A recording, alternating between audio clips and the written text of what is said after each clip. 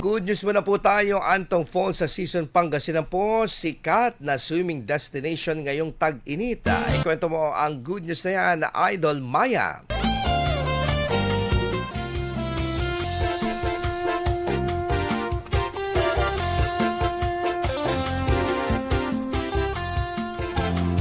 Nanlalagkit sa sobrang init, ligo lang ang katapat niyan. Pero sa sobrang init ngayong tag-init, hindi sapat ang ligo lang sa shower ng banyo, kundi dapat something more refreshing.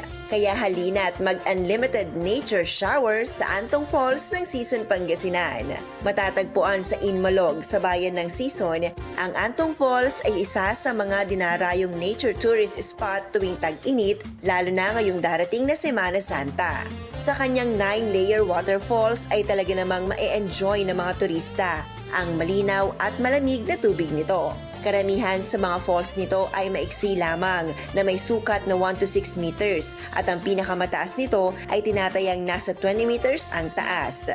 Maliban naman sa mismong waterfalls ay ang tahimik nitong kapaligiran, sariwang hangin at naglalakihang puno ang ilan pa sa mga dahilan kung bakit patuloy na dinarayo ang lugar. Kaya para sa mga nature lovers dyan, isama na sa inyong summer destination ang Antong Falls.